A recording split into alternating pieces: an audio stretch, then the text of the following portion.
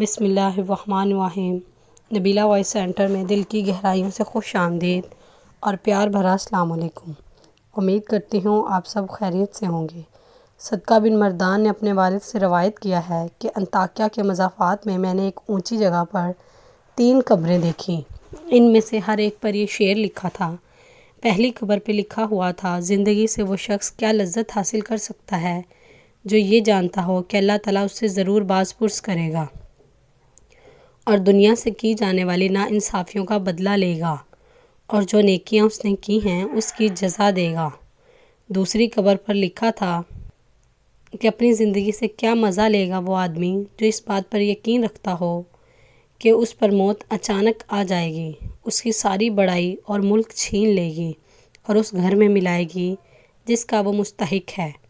تیسری قبر پر لکھا تھا: کیسے وہ آدمی اپنی زندگی سے لذت اٹھائے گا جس کا رخ ایسی منزل کی طرف ہے جس کے اندر اترنا جوانوں کو بوڑھا کر دیتا ہے، جس کے جوڑ بوسیدہ ہو جائیں گے۔ یہ تینوں قبریں ایک صف میں کوہان کی شکل میں بنی ہوئی تھیں۔ لکھتے ہیں کہ ایک بوڑھے آدمی کے پاس جا کر بیٹھ گیا اور اس سے کہا: میں نے تمہاری بستی میں ایک عجیب بات دیکھی۔ اس نے پوچھا: کیا دیکھا؟ میں نے کہا کہ میں نے تمہاری بستی میں 3 قبریں دیکھی۔ ان 3 قبروں پر لکھا دیکھا تو پھر اس بوڑھے آدمی نے کہا کہ ان کا قصہ اس سے بھی زیادہ تعجب خیز ہے جو تم نے ان کے قبروں پر دیکھا۔ میں نے کہا: آپ ان کا قصہ سنائیے۔ بوڑھے آدمی نے کہا کہ یہ 3 بھائی تھے۔ ایک عہدے دار تھا جو بادشاہ کے ساتھ رہتا تھا اور شہروں و لشکروں کے انتظام پر مامور تھا۔ دوسرا ایک مالدار تاجر تھا، وہ بھی بادشاہ کے ساتھ تھا۔ اور تیسرا بھائی ان لوگوں میں سے تھا، ایک عبادت گزار آدمی تھا جو عبادت کے لیے اپنے آپ کو فارغ کیے ہوئے تھا۔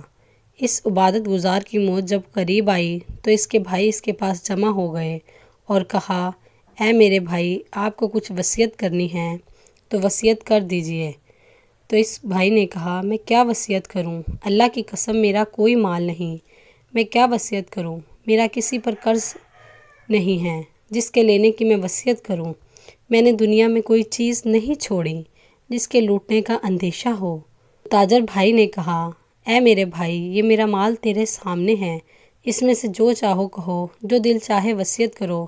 اس آدمی نے اپنا رخ پھیر دیا تو بھائی نے کہا: میری کمائی اور کثرت دولت کا پتہ ہے، شاید کوئی ایسی بات جس کو مال خرچ کیے بغیر حاصل نہ کیا جا سکتا ہو، اس میں سے جو چاہو حکم کرو، میں اس کو پورا کروں گا۔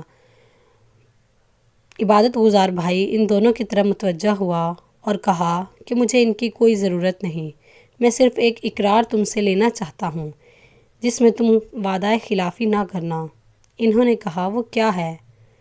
تو بھائی نے کہا: جب میں فوت ہو جاؤں تو مجھے غسل دو اور کفن پہنا کر ایک اونچی زمین پر دفن کر دو اور میری قبر پر لکھ دینا: وہ آدمی کیا مزہ لے سکتا ہے زندگی سے جو یہ جانتا ہو کہ اللہ تعالیٰ اس سے باز پرس کرے گا اور اس سے بندوں کے ساتھ ناانصافی کا بدلہ لے گا اور نیکیوں کی جزا دے گا۔ جب یہ کام کر دو تو میری قبر پر روز آیا کرنا، شاید تمہیں نصیحت نصیب ہو۔ اس کی موت کے بعد انہوں نے ایسا ہی کیا۔ اس کا عہدے دار بھائی اپنے لشکر کے ساتھ قبر پر آتا، اتر کر وہ اشعار پڑھتا اور روتا جاتا۔ جب حسب معمول تیسرے دن آیا، اتر کر دعا مانگی، رونے لگا، ارادہ واپسی کا کیا تو ایک دھڑام کی آواز سنی۔ قریب تھا کہ اس کا دل پھٹ جاتا، چنانچہ وہ گھبراہٹ اور خوف کے ساتھ واپس آ گیا۔ تو رات کو اس نے اپنے بھائی کو خواب میں دیکھا اور اس سے پوچھا: تمہاری قبر سے جو آواز آئی وہ کیا تھی؟ تو بھائی نے کہا: وہ ہتھوڑے کی آواز تھی۔ مجھے کہا گیا کہ تو نے مظلوم کو دیکھا پھر بھی اس کی مدد نہ کی۔ وہ آدمی صبح غمزدہ اٹھا، اس نے اپنے بھائی کو اور دوسرے خاص لوگوں کو بلایا اور کہا کہ ہمارے بھائی نے جو اپنی قبر پر اشعار لکھنے کی وصیت کی تھی اس کا مقصد مجھے تنبیہ کرنا تھا، اور میں تمہیں گواہ بناتا ہوں کہ آئندہ میں تمہارے درمیان نہیں رہوں گا۔ اس نے جگہ چھوڑ دی اور عبادت میں مشغول ہو گیا۔ لوگوں نے بادشاہ کو بتایا تو بادشاہ نے کہا: اس کو چھوڑ دو، جہاں چاہے چلا جائے۔ اس کے بعد وہ پہاڑوں اور صحراؤں میں رہتا، یہاں تک کہ اس کی موت قریب آ گئی اور وہ چرواہوں کی ایک جماعت کے ساتھ تھا اس کے بھائی کو خبر پہنچی تو وہ حاضر ہو گیا اور کہا، بھائی کوئی وصیت تو کر دو۔ میں کیا وصیت کروں؟ میرے پاس کوئی مال نہیں جس کی میں وصیت کروں، لیکن ایک وعدہ ہے۔ وہ یہ ہے کہ میں جب مر جاؤں تو میری قبر تیار کر کے مجھے میرے بھائی کے پہلو میں دفنا دینا اور میری قبر پر لکھ دینا، وہ آدمی جس کو یقین ہو وہ دنیا سے کیا لذت حاصل کرے گا کہ بہت جلد اس پر موت اچانک آ جائے گی اور اس سے عظیم ملک اور تمام بڑائی چھین کر اس قبر میں اس کو ٹھہرائے گی جس کا وہ باسی ہوگا۔ پھر تم 3 دن تک میرے پاس آیا کرنا، میرے لیے دعا کرنا، شاید اللہ تعالیٰ مجھ پر رحم فرما دے۔ اس کے بعد وہ مر گیا۔ اس کے بھائی نے اس کی وصیت پر عمل کیا اور اس کے بعد وہ 3 دن تک لگاتار اپنے بھائی کی قبر پر جاتا رہا، دعا کرتا رہا۔ جب تیسرا دن آیا، اس نے دعا کی، رویا اور واپس جانے لگا تو اس نے ایک زوردار کی دھماکے دار آواز سنی جس سے اس کی عقل زائل ہونے کے قریب ہو گئی اور وہ وہاں سے بے چین ہو کر لوٹا۔ اس نے اپنے بھائی کو رات کو خواب میں دیکھا تو اس کی طرف لپکا اور اس سے پوچھا، ملاقات کے لیے آئے ہو؟ اس نے کہا، ملاقات تو بہت دور۔ تو اس نے پوچھا، بھائی تیرا کیا حال ہے؟ اس نے کہا، توبہ کتنی خوبیوں اور بھلائیوں کی جامعہ ہے۔ پوچھا، دوسرا بھائی کیسا ہے؟ وہ تو نیک پیشواؤں کے ساتھ ہے۔ ہمارا حال کیا ہوگا؟ جس نے دنیا اور آخرت کے لیے جو کچھ کیا ہے وہ دیکھ لے گا، بس تم اپنی مالداری کو فقیری سے پہلے غنیمت سمجھو۔ اس نے دنیا سے کنارہ کشی اختیار کر لی، اپنے مال کو تقسیم کیا، جائیداد بانٹ دی، اللہ تعالیٰ کی عبادت میں لگ گیا۔ ایک بیٹا بڑا ہو کر ایک خوبصورت اور باکمال نوجوان بنا اور تجارت شروع کی، یہاں تک کہ تجارت میں ایک خاص مقام حاصل کیا۔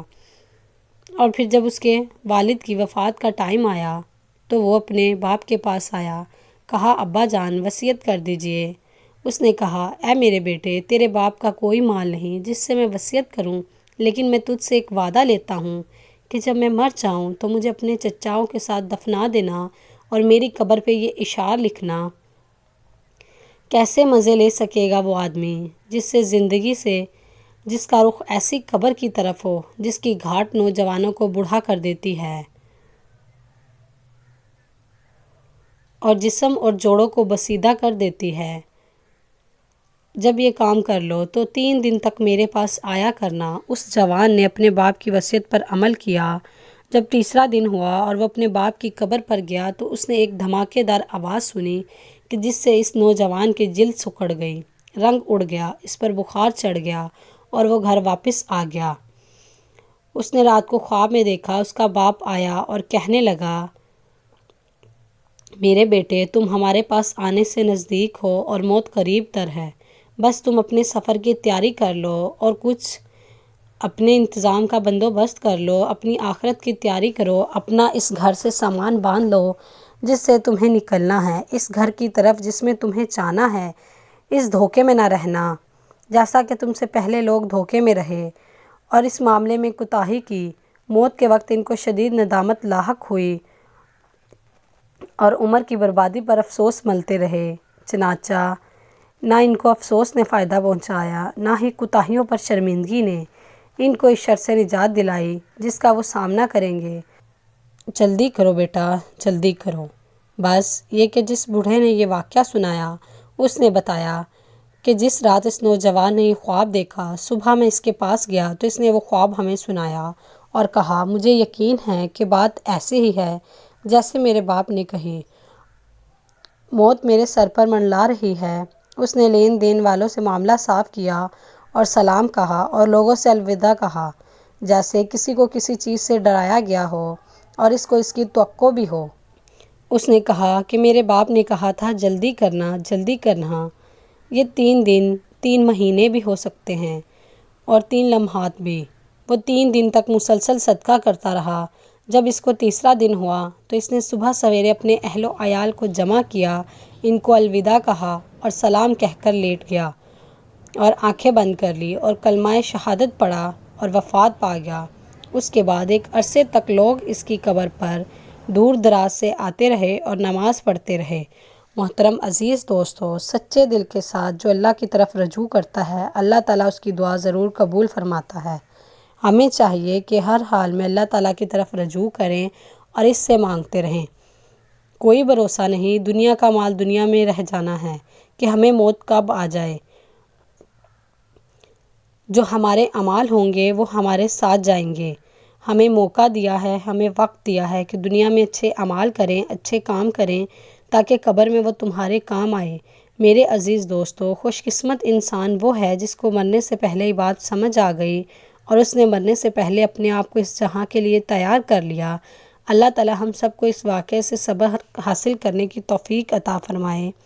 جس کو اس واقعے کی سمجھ آئی ہو وہ کمنٹ میں اوکے ضرور لکھیں۔ امید کرتے ہیں آج کی ویڈیو آپ کو اچھی لگی ہو تو ہماری ویڈیو کو لائک اور چینل کو سبسکرائب ضرور کر دیجیا کریں۔ ملتے ہیں اگلی ویڈیو میں، تب تک کے لیے اللہ حافظ۔